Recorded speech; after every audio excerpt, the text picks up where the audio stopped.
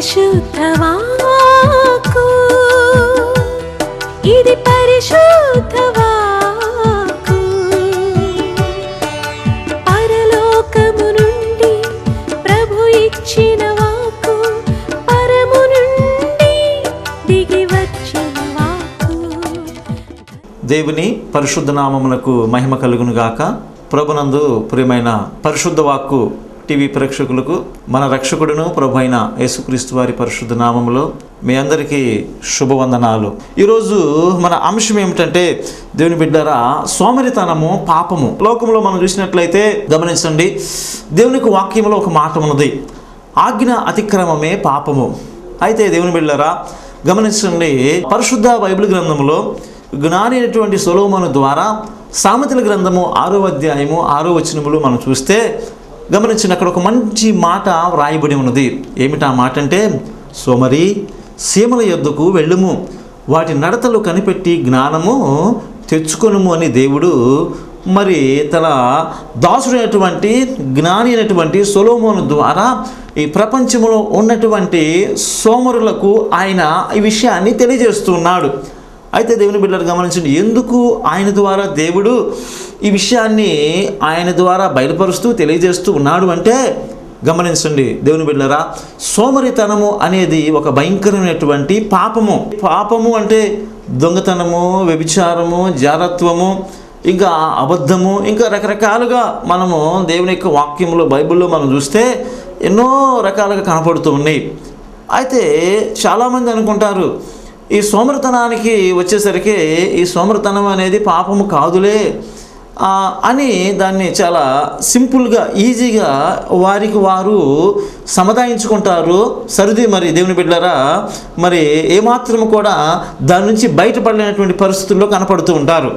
అయితే దేవుడు తన వాక్యములో ఏమని సెలవిస్తున్నాడంటే, దేవుని బిడ్డలారా, సోమరిగా ఉన్నటువంటి ఒక వ్యక్తి దగ్గరికి, సోమరిగా ఉన్నటువంటి ఆ వ్యక్తి యొక్క గృహములోనికి ఏమొస్తుంది అని అంటే దారిద్ర్యము వస్తుందంట, దారిద్ర్యము. అయితే దేవుని బిడ్డలారా గమనించండి, ఈ సోమరితనం అనేది భయంకరమైనటువంటి పాపము.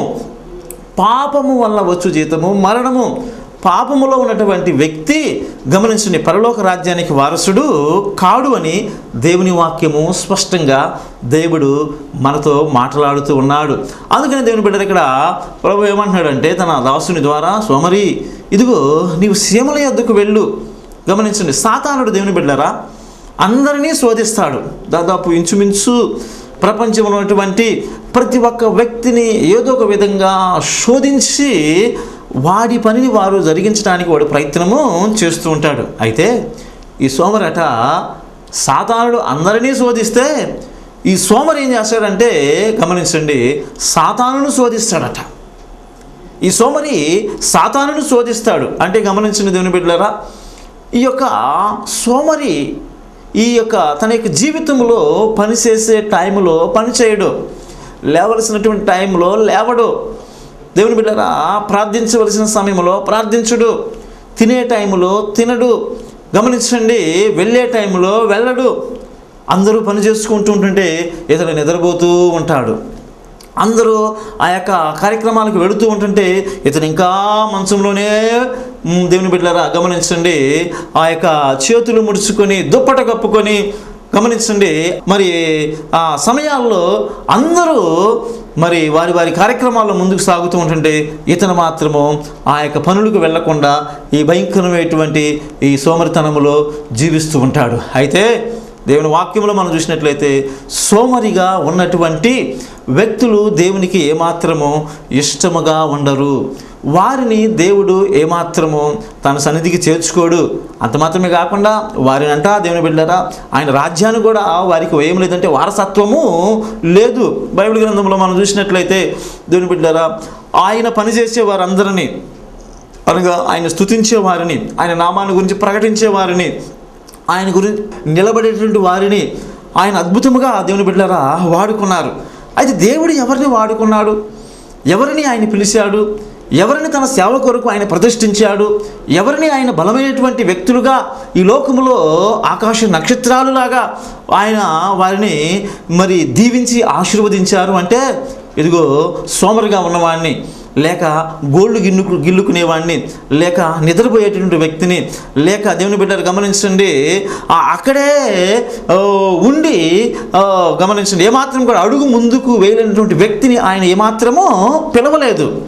ఆయన ఎవరిని పిలిచాడంటే కష్టపడి దేవుని బిడ్డలారా పని చేసేటటువంటి వారిని యేసయ్య పిలిచాడు. యేసయ్య కావాల్సిందేంటి గమనించండి, కష్టపడి పనిచేసేవారు.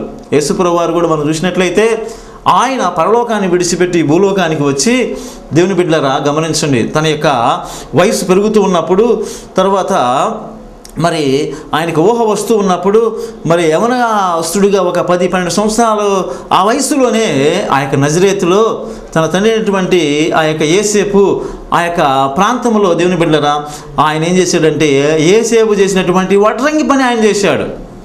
యేసుప్రభువు వారు వడ్రంగి పని చేశాడు. దాదాపు ఇంచుమించు 30 సంవత్సరం వరకు కూడా ఆయన వడ్రంగి పని చేశాడు, చెక్క పని చేశాడు. అవునా, దర్వాజాలు, కిటికీలు, టేబుల్స్, అవునా, ఇంకా దేవుని బిడ్డలారా రకరకాలైనటువంటి పనిముట్లను, వ్యవసాయానికి సంబంధించినటువంటి పనిముట్లను చూడండి ఎన్ని రకాలుగా ఈ యొక్క వడ్రంగి పని దేవుని బిడ్డలారా మరి చేస్తారు. అన్ని విధాలుగా ఆయన ఏం చేశాడంటే ఆ పనిని చేశాడు. అంటే యేసుప్రభువు వారు కూడా నేను తండ్రి చేత పంపబడ్డాను, పరలోకం నుంచి నేను వచ్చాను అని చెప్పేసి ఆయన మౌనంగా ఉండలేదు, ఆయన సోమరిగా ఉండలేదు, పని చేయని వాడిగా ఉండలేదు. దేవుని బిడ్డలారా ఉదయాన్నే లేచేవాడు, ప్రార్థించేవాడు, ఆయన చేసిన కార్యక్రమాలన్నీ కూడా చేసేవాడు.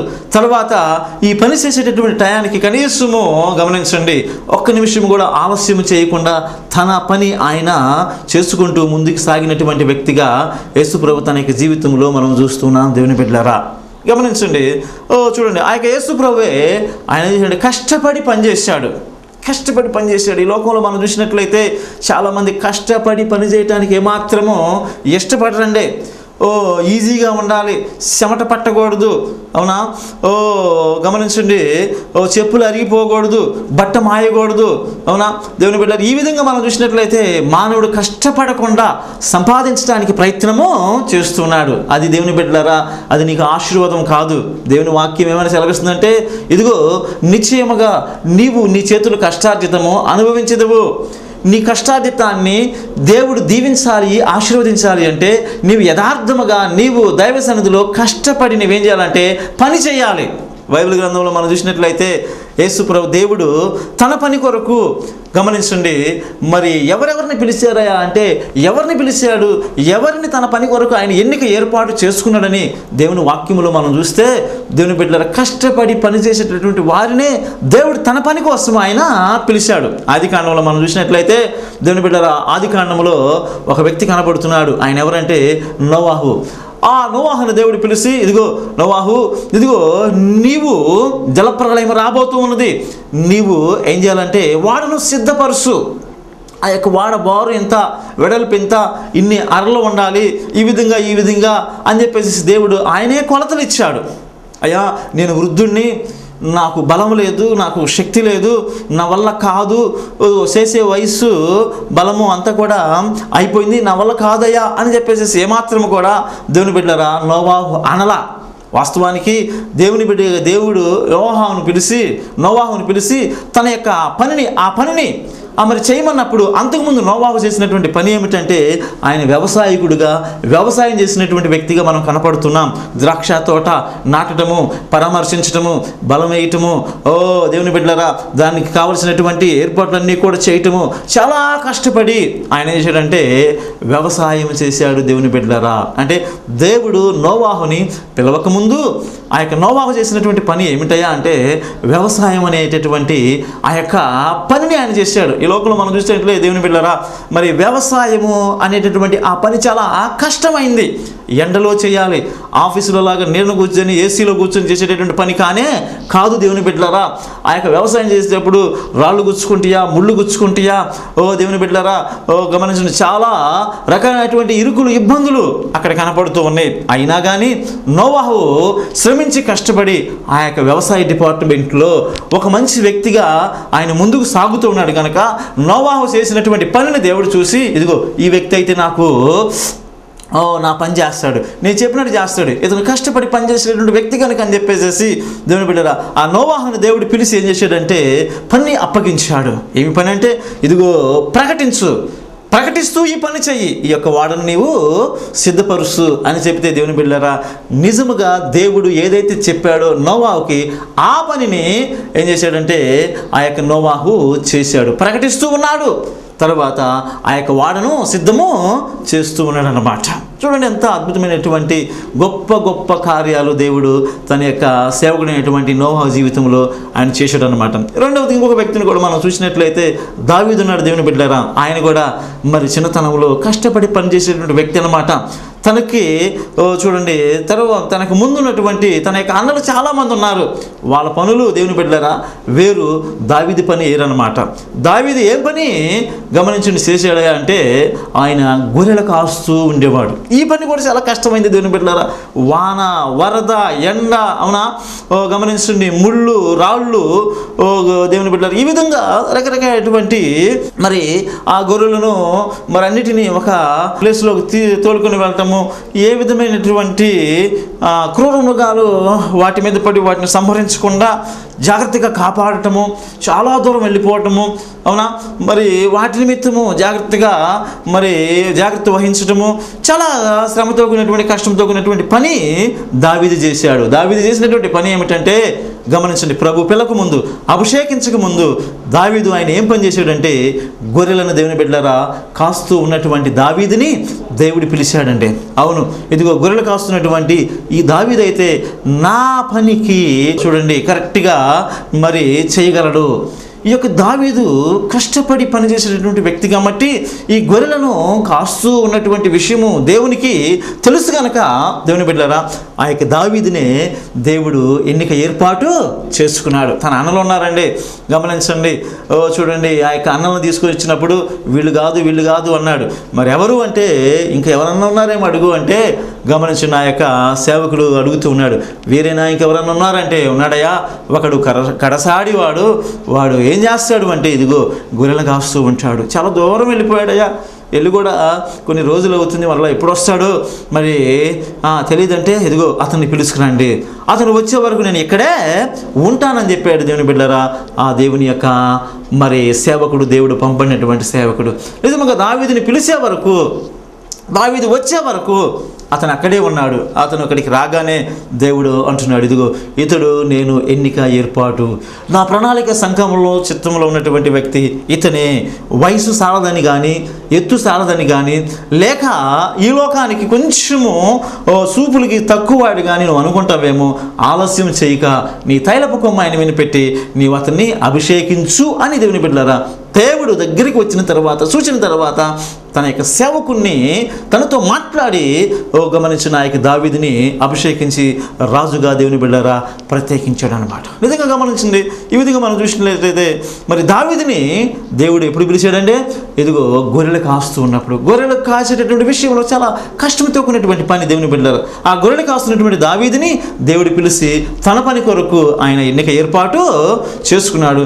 ఇజ్రాయేల్ జనాంగాన్ని నడిపించడానికి రాజుగా ఆయన ఎన్నిక ఏర్పాటు చేసుకున్నాడు. ఇంకా మనం చూసినట్లయితే బైబిల్ గ్రంథంలో దేవుని బిడ్డలారా నిర్గమాకాండంలో మనం చూస్తే ఒక వ్యక్తి కనపడుతున్నాడు. ఎవరయ్యా ఆయన అంటే మోషే అన్నమాట. మోషే ఆ యొక్క మరి మామ మందను కాస్తూ ఉన్నప్పుడు ఆ యొక్క మోషేని దేవుడు ఏం చేశాడు, పిలిచాడండి. ఎందుకు పిలిచాడు? ఐగుప్తులో ఉన్నటువంటి ఇజ్రాయేలీలను నడిపించి ఇదిగో మరి వారిని ఐగుప్తులో నుంచి విడిపించడానికి సమర్థుడు. కష్టం వచ్చినా, బాధ వచ్చినా, శ్రమ వచ్చినా, ఇబ్బంది వచ్చినా, ఎలాంటి పరిస్థితి వచ్చినా అన్నిటికీ ఈయన తట్టుకోగలిగినటువంటి వ్యక్తి. ఇంచుమించు 20 సంవత్సరాల నుండి మామ మందను ఆయన కాస్తూ ఉన్నాడు.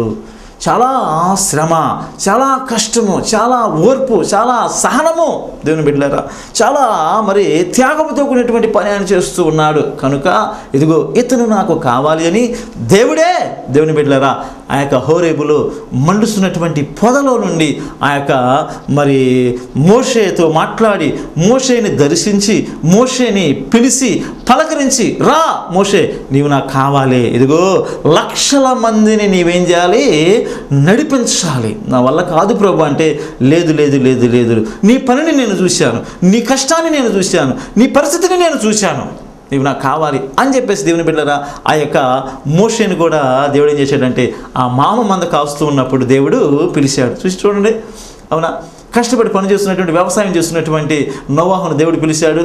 గమనించండి, గొర్రెలు కాస్తూ కష్టపడి పని చేస్తున్నటువంటి దావీదుని దేవుడు పిలిచాడు. మామ మందను కాస్తూ కష్టపడుతున్నటువంటి మోషేని దేవుడు పిలిచాడంటే. ఇక ఈ విధంగా మనం చూసినట్లయితే ఇంకొక ప్రవక్త ఉన్నాడు. ప్రవక్తగా అభిషేకించడానికి ఒక వ్యక్తిని దేవుడు పిలిచాడు. ఎవరయ్యా అంటే ఆయన ఎలీషా అన్నమాట. ఎలీషా 12 అరకలు కట్టి ఆయన కూడా వ్యవసాయం చేస్తూ ఉన్నప్పుడు దేవుని బిడ్డలారా దేవుడు ఏం చేశాడు, ఎలీషాని పిలిచి, ఇదిగో నా ప్రజలకు నీవు ప్రవక్తగా నేను నిన్ను ప్రత్యేకించబోతూ ఉన్నాను. అవునా, దాన్ని పిలిచినప్పుడు దేవుడు పిలిచినప్పుడు ఎలీషా కూడా ఏం చేశాడంటే ఆ 12 అరకులను విడిచిపెట్టి ప్రభు పని కొరకు దేవుని బిడ్డలారా ప్రవక్తగా దేవుని యొక్క సన్నిధిలో నడిపించబడటానికి, ఆ దేవుని పని చేయటానికి ఎలీషా కూడా లోబడి ఏం చేశాడంటే దేవుని పిలుపుకు లోబడి దేవుని సన్నిధికి వచ్చి దేవుని పనిని చేశాడంటే. గొప్ప ప్రవక్తగా ఎలీషా దైవ సన్నిధిలో వాడబడ్డాడండి. అంతకుముందు దేవుని బిడ్డలు గమనించండి, ఆ యొక్క ఎలీషా చాలా శ్రమతో కూడినటువంటి ఆ యొక్క 12 అరకలు కట్టి వ్యవసాయం చేస్తూ ఉన్నప్పుడు ఆ దుక్కులను ఆ భూములను దున్నుతూ ఉన్నట్టు వంటి పరిస్థితి అన్నమాట. చాలా శ్రమ, చాలా కష్ట, చాలా దేవుని బిడ్డలారా చెమట. ఆ విధంగా ఎలీషా కష్టపడుతున్నటువంటి ఆ యొక్క వ్యక్తిని ప్రభు పిలిచాడు. ఇంకా మనం దేవుని వాక్యంలో కొత్త నిబంధనలో మనం చూస్తే దేవుడు చూడండి, దేవుని బిడ్డలారా పౌలు గారిని ఆయన డేరాలు కుడుతున్నటువంటి వ్యక్తి అన్నమాట. ఆ డేరాలు కుడుతున్నటువంటి వ్యక్తిని ప్రభు పిలిచాడు. పిలిచి, ఇదిగో ఇదిగో నీవు నా పని చేయాలి. చాలా శ్రమతో కూడినటువంటి దేవుని ఆ దినాల్లో ఎక్కువగా డేరాలతో మానవుడి నివాసము చేస్తూ ఉండేవాడు అన్నమాట. ఆ డేరాల పనిని ఈ యొక్క పౌలు గారు చేస్తూ ఉండేవాడు. ఇంకా మనం చూసినట్లయితే ఇంకా ఎవరెవరిని దేవుడు పిలిచాడా అంటే గమనించండి, పేతురు గారిని చేపలు పడుతున్నప్పుడు గలిలయ సముద్రంలో చేపలు పడుతున్నాడు. రాత్రంతా మెలుకొని వేటకు వెళ్ళి ఆ సముద్రంలోకి వేటకు వెళ్ళిపోయి చేపలు పడుతున్నటువంటి పేతురు గారిని దేవుడు పిలిచాడు. ఇంకా తర్వాత యోహాను గారు కూడా చేపలు పడుతుంటే చేపలు పట్టి యోహాను దేవుడు పిలిచాడు. ఇంకా యాకోబు చేపలు పడుతుంటే దేవుని బిడ్డరా యాకోబుని దేవుడు పిలిచాడు అనమాట. ఈ విధంగా మనం చూసినట్లయితే దేవుని బిడ్డరా బైబిల్లో ఉన్నటువంటి ప్రభు పని చేసినటువంటి ప్రతి ఒక్కరూ ఎవరయ్యా అంటే సోమరులు కాదు. అవునా, సోమరులు కాదు. ఎవరు అంటే వారు కష్టపడి పని చేసేటటువంటి వ్యక్తి అన్నమాట. ఆ కష్టపడి పని చేసేటటువంటి ఆ వ్యక్తులను దేవుడు పిలిచాడు. పిలిచి దేవుని బిడ్డలారా తన పనిలో వారికి ఒక ప్రత్యేకతను ఇచ్చి వారు ప్రభు పని కొరకు కష్టపడి చేసినప్పుడు వారికి దేవుని బిడ్డలారా శ్రేష్టమైనటువంటి దీవెనలో ఆశీర్వాదాలు దేవుడు వారికి ఇచ్చాడు. ఈ దినాల్లో మనం చూసినట్లయితే సేవలో కష్టం లేదు దేవుని బిడ్డలారా. అవునా, విశ్వాసులు కష్టపడటం, ఉపవాసాలు ఉండటం లేదు, ప్రార్థించటం లేదు. అవునా, ఊరికి జస్ట్ వెళ్ళి ఒక అరగంట కూర్చొని వస్తే నాకు అన్ని ఆశీర్వాదాలు రావాలి, దీవెన రావాలి, అవునా, అన్నీ నాకు మంచిగా జరగాలి అని చెప్పేసి కోరుకుంటున్నాడు. అవునా, యేసయ్య ప్రార్థన చేస్తే ఆయన చెమట రక్తపు బిందుగా మారిపోయిందండి. ఆయన మరణపు ముళ్ళు విరవటానికి, ఆయన పునరుత్థానుడే లేవటానికి, అవునా దేవుని బిడ్డలారా ఆయన ఆ శిలువ శ్రమలు అన్నిటిని కూడా సహించటానికి ఆయనకి ఒకటి ఆధారము, ఆయన సిలువకు అప్పగింపబడక ముందు ఎక్కువ టైం దేవుని బిడ్డలారా ఏం చేశాడు చెప్పండి, కష్టపడి మోకాళ్ళు ఊని దేవుని సన్నిధిలో ఆయన ప్రార్థన చేశాడు. ఎంత ప్రార్థన చేశాడు అంటే ఆయన చెమటంట రక్తపు బిందుగా మారిపోయింది, రక్తముగా మారిపోయింది. అంత శ్రమ పడ్డాడు, అంత కష్టపడ్డాడు. ఏమన్నా వడ్రంగి పని చేశాడు దేవుని బిడ్డలారా. ఈ దినాల్లో మనం చూసినట్లయితే గమనించండి, విశ్వాసులు కష్టపడట్లేదు. దేవుని సేవకు పిలువబడినటువంటి వారు కూడా కష్టపడేటువంటి విషయంలో చాలా తక్కువగా కనపడుతున్నారు. అయితే నా ప్రియ తోటి సేవకుడా, నా ప్రియ దేవుని బిడ్డ, ప్రభు నీతో మాట్లాడుతున్నాడు. ప్రభు నిన్ను పిలిచాడు. అవునా, ఎందుకు పిలిచాడు తెలుసా? నీవు గత టైంలో ఏ పని చేసావో, ఎంత నీవు నీ పనిలో ఆ లోక సంబంధం ఆ పనిలో నువ్వు ఎంత కష్టపడ్డావో అదే కష్టము నీవు ప్రభు పనిలో కూడా, ప్రభు విషయంలో కూడా నీవు కష్టపడితే తప్పనిసరిగా నా యేసు నిన్ను దీవిస్తాడు, ఆశీర్వదిస్తాడు, నిన్ను బలపరుస్తాడు. అందుకనే గమనించండి, ఇక్కడ సొలొమోను ద్వారా ఏమంటాడంటే, సోమరి సీమల యొద్దకు వెళ్ళుము. వాటి నడవతలు కనిపెట్టి జ్ఞానము తెచ్చుకొనుము. వాటికి న్యాయాధిపతి లేకునను అధిపతి లేకునను అవి ఏం చేస్తున్నాయి? ఏ సమయంలో కష్టపడి ఆహారం సమకూర్చుకోవాలో ఆ టైంలో అవి కష్టపడి ఆహారాన్ని సమకూర్చుకుంటున్నాయి. దేవునికి మహిమ కలుగును గాక. దేవుని బిడ్డలారా, అవును, కోత విస్తారంగా ఉంది, కోసేవారు తక్కువ. అవునా? ప్రార్థన చేయవలసినటువంటి సమయం ఎంతో ఉన్నది, ప్రార్థన చేయలేకపోతున్నాం. అవునా? ఇంత స్పష్టంగా దేవుడు మాట్లాడుతుంటే సోమరిగా నీ ఉండవద్దు, సోమరితనం అనేది పాపము. అవునా? ఒక ఫాదర్ గారట ఆ సోమరి దగ్గరికి వెళ్ళి అతను చూసి ఒక మాట అంటున్నాడు, ఇదిగో సోమరివైన బాబు, నువ్వు ఈ విధంగా ఉండటం మంచిది కాదయ్యా. చదివే టైంలో నువ్వు చదవటం లేదు, లేచే టైంలో నువ్వు లేవటం లేదు, నువ్వు చేయాల్సిన పని నువ్వు చేయట్లేదు, ఎంత సోమరిగా ఉండటం అది కరెక్ట్ కాదు. నీకు జ్ఞానం రావాలి, నువ్వు వెళ్ళి ఒక్కసారి సీమలను నీవు చూడు, అట్లనే నీ జ్ఞానోదయం వస్తుంది అని చెప్పేసి ఆ ఫాదర్ గారు ఆ యొక్క యవనసుడు అయినటువంటి ఆ యొక్క వ్యక్తికి చెప్తే వాడు అంటాడట, ఓ అయ్యగారు, ఇదిగో నేను వాటి దగ్గరికి పోను కానీ వాటినే నా యొద్దకు రమ్మను అంటే గమనించండి. అట్ట నాకు జ్ఞానం తెచ్చుకుంటాడేమో, నువ్వు వాడి దగ్గరికి వెళ్ళయ్యి అని చెప్పేసి ఫాదర్ గారు చెప్తే, పాస్టర్ గారు చెప్తే, ఇతను అంటాడంట, వాటిని నా యొద్దకు రమ్ము రమ్ము అంటున్నాడంట. అంటే ఎంత లేజు, ఎంత సోమరి. దేవుని బిడ్డలారా, సోమరితనం అనేది భయంకరమైన పాపము. కనుక గమనించండి, అలాంటి వారు దేవునికి ఇష్టలు కాదు. అలాంటి వారు దేవుని బిడ్డలారా పరలోక రాజ్యానికి ప్రవేశించరు. ప్రభు యొక్క గమనించండి, పొలములో పనివారుగా, ఆయన యొక్క సంఘములో సంఘ బిడ్డలుగా ఆయన ఏమాత్రము ఇష్టపడడు. ప్రార్థించే విషయంలో నీవు లేచి రేయి మొదటి జామున ప్రార్థించాలి. వాక్యం చదివే విషయంలో నీ వాక్యం చదవాలి. గమనించండి, సాక్ష్యం చెప్పే విషయంలో దేవుని సాక్షిగా నువ్వు నిలబడాలి. పరిచర్య చేసే విషయంలో దేవుని పరిచర్య నువ్వు చేయాలి. దేవుడు నీకు ఇస్తున్నటువంటి దానిలో మరలా దేవునికి నీవు తీసి ఇవ్వాలి. దేవుని బిడ్డలారా, నీ ప్రేమ పంచే విషయంలోనూ గమనించి నీ సహన విషయంలోనూ నీ ప్రతి ఆధ్యాత్మిక జీవితంలో ప్రతి మార్గంలో నువ్వు ఎట్లా ఉండాలంటే దేవునికి మహిమకరంగా, అవునా, నువ్వు ఎట్లా ఉండాలంటే బలవంతుడుగా ఉండాలి. దేవుని బిడ్డలారా గమనించండి, సైన్యములో ఆ యొక్క చేరేటటువంటి ఆ యొక్క సైనికులు ఎట్లా ఉండాలంటే గమనించండి, యాక్టివ్గా ఉండాలి, బలం కలిగి ఉండాలి. సైన్యంలో చేరేటటువంటి ఆ సైనికుడు సోమరిగా ఉంటే వాడిని ఏమాత్రం సైన్యంలో చేర్చుకోరన్నమాట, వాడు పనికిరాడు. అవును, మనము దేవుని యొక్క సైనికులము, దేవుని యొక్క పనివారము, దేవుని యొక్క పాత్రలము. దేవుడు మనల్ని నమ్మాడు, అందుకనే ప్రభు నిన్ను పిలిచాడు, నన్ను పిలిచాడు. అవునా? నిన్ను రక్షించాడు, మనల్ని రక్షించాడు. ఎందుకో తెలుస్తా, నీవు సోమరుగా ఉండి సమయాన్ని వ్యర్థముగా గడుపుకుంటూ అనేక విధాలుగా నీవు బలహీనం అవటం ఆయనకి ఇష్టము లేదన్నమాట. గత సంవత్సరం ఏదో అయిపోయింది, కనీసం ఈ సంవత్సరం అయినా దేవుని బిడ్డలారా ఈ సోమరితనం అనేటువంటి పాపములో, ఈ సోమరితనము అనేటటువంటి పాపములో నీవు ఉండకుండా ప్రభు పని కొరకు కంకణము కట్టుకొని దేవునికి వాక్యాన్ని నీవు నీ హృదయంలో ఉంచుకొని ప్రభు కొరకు అడుగులు ముందుకు వెయ్యి, ప్రభు కొరకు నిలబడు, ప్రభు కొరకు నీవు పని ప్రారంభించు. తప్పనిసరిగా ఎదుగో దేవుడు నిన్ను దీవిస్తాడు. మోషేని ఏ విధంగా దీవించాడు, దావీదుని ఏ విధంగా దీవించాడు, నోవాహుని ఏ విధంగా దీవించాడు, అవునా, ఎలీషాని ఏ విధంగా దీవించాడు, పౌలు గారిని ఏ విధంగా దీవించాడు, పేతురు గారిని ఏ విధంగా దీవించాడు, యాకోబు గారిని ఏ విధంగా దీవించాడు, అంత మాత్రమే కాకుండా యోహాన్ని ఏ విధంగా దీవించాడు, తప్పనిసరిగా నిన్ను ఆయన దీవిస్తాడు, ఆశీర్వదిస్తాడు. నీవు కష్టపడి ప్రభు దగ్గర నీవు కనపడ్డప్పుడు. సోమరుగా ఉంటే భయంకరమైనటువంటి దారిద్ర్యము నీ దగ్గరికి వచ్చేసేసిద్ది. భయంకరమైన దరిద్రముతో నీవు కొట్టిమెట్టాడుతూ ఉంటావు, ఆశీర్వాదం నీ మీదకి రాదన్నమాట. ఆ సోమరితనమైన పాపము నీ నుంచి వెళ్ళిపోవాలి అంటే లెమ్ము, తేజరెలెమ్ము. ఇదిగో యెహోవా మహిమ నీ మీద ప్రకాశించుస్తున్నది. ఈ యొక్క నూతన సంవత్సరంలో ఆయన యొక్క వెలుగుతో ప్రభుని నింపి అభిషేకించబోతున్నాడు. ప్రభు కృపకు పాత్రురాలుగా ఈ మాటలు విన్నటువంటి నీవు నీ జీవితాన్ని ప్రభుకు అప్పగించి ప్రభుబడిగా జీవించు. తప్పనిసరిగా నా యేసు ఈ నూతన సంవత్సరం ఒక నూతనమైనటువంటి అభిషేకముతో నిన్ను నింపి తన కృపలో బలపరచడానికి ఆయన ఇష్టపడుతున్నాడు. ఆ విధంగా ప్రభు సన్నిధిలో మనం ముందుకు సాగుదాం, ప్రభు బిడ్డలుగా మనం జీవిద్దాం.